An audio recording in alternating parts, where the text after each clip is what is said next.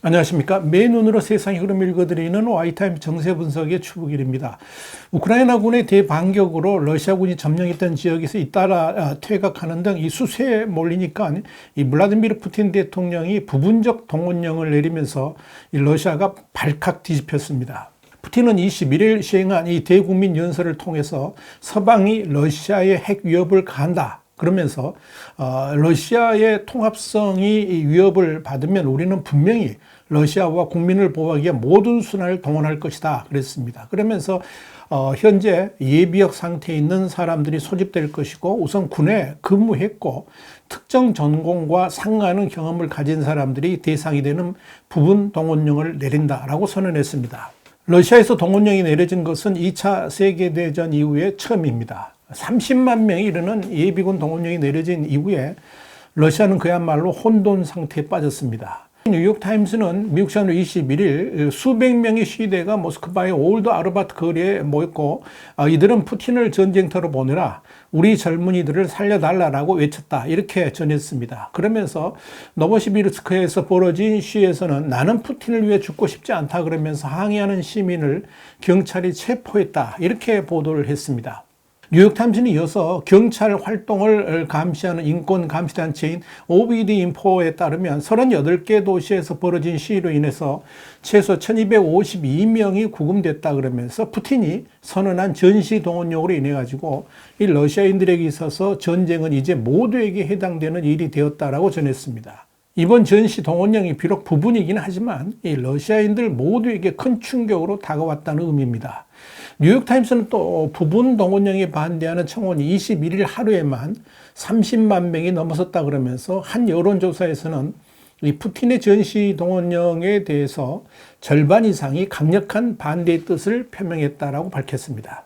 한마디로 지난 2월에 러시아의 우크라이나 침공 이후에 푸틴 정권의 이 강제적인 언론 자유 탄압 그리고 전쟁 관련 발언 금지 등으로 강압적 분위기에 휩싸여서 입을 닫고 있었던 러시아의 젊은이들에게 이번 푸틴의 동원령은 반전을 외치는 대대적 시위에 불을 당기는 단초가 되어버린 겁니다.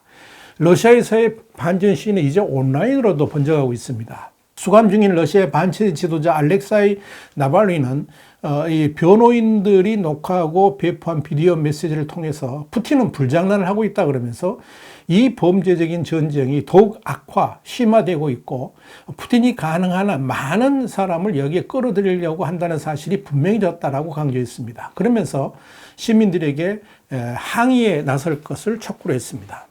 러시아의 청년 반전단체인 메스나도 이것은 우리의 아버지, 형제, 남편인 수많은 러시아인들이 전쟁의 고기 분쇄기에 끌려 들어갈 것임을 의미한다 그러면서 이제 전쟁은 모든 가정과 모든 가족에게 닥쳤다 그랬습니다. 그러면서 시위 참여를 촉구한 겁니다.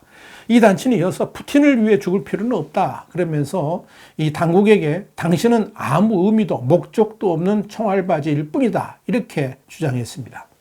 모스크바 검찰청은 온라인에서의 반정부 움직임이 거세지니까 인터넷상에서 미화가 된 가두 시위에 합류하라고 촉구한다든지 직접 참여할 경우에 최고 15년 징역형을 받을 수 있다라고 경고를 했습니다. 이뿐 아닙니다. 미국의 워싱턴 포스트는 미국 시간으로 21일 푸틴의 부분 동원령 선언이 있은 지 몇 시간 지나지 않아서 러시아 전역에 35세 미만 예비역 남성들에게 징집될 수 있다는 통지서를 보냈고 수일 안에 출두하라는 명령서를 병무청으로부터 받았다 그러면서 이에 따라 징집 대상이 된 예비역 청년들이 해외로 탈출하는 일이 벌어지고 있다 이렇게 보도를 했습니다. 워싱턴 포스트는 이어서 모스크바에서 무비자로 갈 수 있는 튀르키예 그러니까 터키의 이스탄불, 아르메니아의 예레반 그리고 우즈베키스탄의 타슈겐트, 아제르바이잔의 바쿠 등의 직항표는 매진된 상태다 그랬습니다. 그러면서 국경을 맞대고 있는 5개 유럽연합 회원국 가운데 4개 나라가 러시아 관광객 입국을 불허하면서 육로를 통한 출국이 가능한 조지아 국경으로 사람들이 몰리고 있다라고 전했습니다. 실제로 SNS에서는 조지아 국경에 엄청난 차량과 사람들이 이 러시아를 탈출하는 인파를 이루고 있는 모습이 소개되고 있습니다. 한편 구글과 러시아 검색 사이트 얀덱스에서는 팔 부러뜨리는 법, 징병을 피하는 방법 등의 검색량이 크게 늘었습니다. 이와 관련해서 러시아의 정치 분석가인 드미트리 오레시키는 러시아 사람은 가능한 한 모든 방법을 동원해서 동원령을 피할 것이라 그러면서 최근까지만 해도 소파에 앉아 TV를 보는 식으로 전쟁에 참여했던 러시아 시민들에게 큰 타격이며 이제 전쟁은 이들 집 안으로 들어왔다 이렇게 말했습니다. 우리 신문은 지난 21일 푸틴에게 놓인 3가지 선택지라는 제목의 정세 분석을 통해서 이 푸틴의 가장 쉬운 선택지는 우크라이나 전쟁에서의 국면 전환을 위해 러시아의 전시 동원령을 선포하는 것이다 그랬습니다. 그러면서 이런 동원령이 내려지면 젊은이들만 해도 군대에 징집되는 것을 원치 않기 때문에 대중의 지지를 잃어버릴 가능성이 높아지게 될 것이고 그렇게 되면 푸틴에게 역풍이 불 가능성이 있다. 이렇게 전해드린 바 있습니다. 자, 그런데요, 이 전망 그대로 푸틴은 우크라이나 전쟁에서 열세를 극복하기 위해서 결국 부분이기는 하지만 전시동원령을 내렸고 예상했던 대로 이 러시아 전역에서는 거센 반발과 함께 대혼돈 상황이 벌어지고 있습니다. 정작 당한 것은 러시아 당국입니다. 이렇게도 반발이 거셀 것이라고는 예상하지 못했기 때문입니다. 그러자 러시아 국방부는 동원 대상에 대학생과 징집병은 포함되지 않는다. 그러면서 민심 달래기 나섰습니다. 러시아 중앙은행은 동원 대상자의 채무 상환을 유예하는 지원책을 내놨습니다. 로이터 통신에 따르면 이번 권고사항에는 동원 대상자에 대해 연체된 채무를 징수하지 않고 압류된 모기지 주택에서 퇴거당하지 않도록 하는 내용도 포함됐습니다. 이 같은 사항은 이 동원 대상자뿐만 아니라 이들의 부양 가족에도 유사하게 적용됩니다.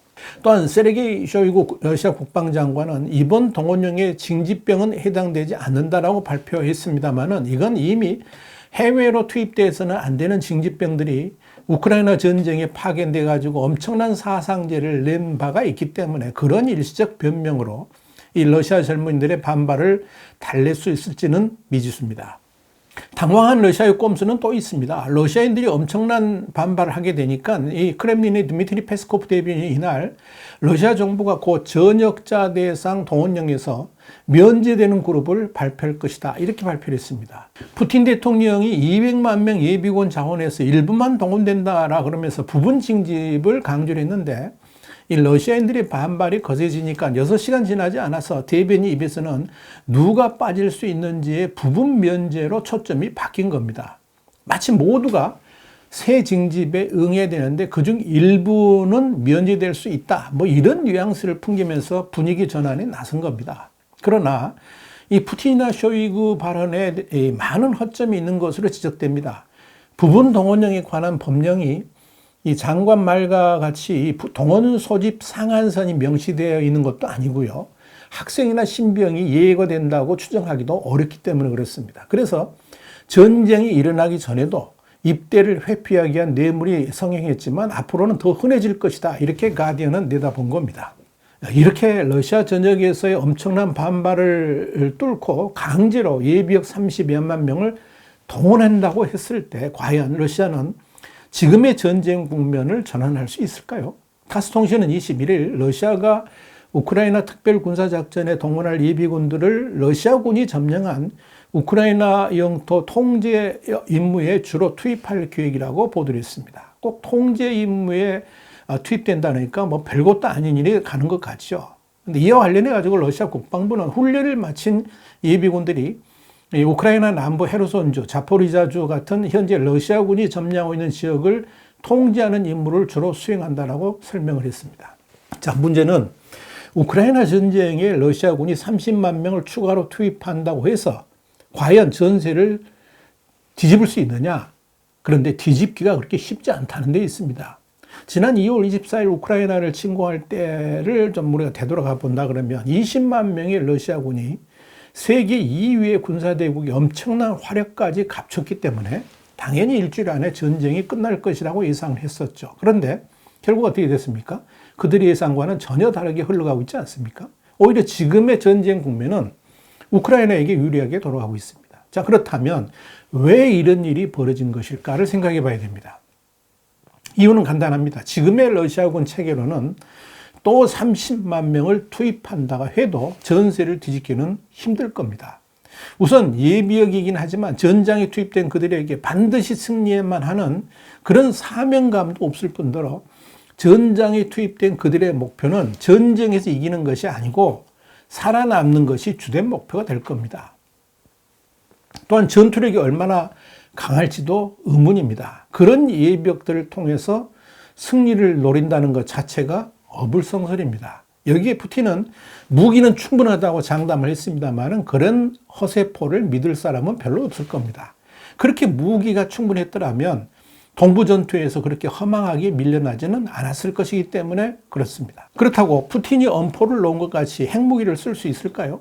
미국과 나토국들의 참전을 강요하는 그런 핵무기 사용은 이 푸틴만 아니라 러시아 전체를 패망의 길로 몰고 갈 것임이 분명한데 과연 그럴 수 있을까요? 여러분 어떻게 생각하십니까? 와이타임의 정세 분석이었습니다. 다음 시간 다시 뵙겠습니다. 감사합니다.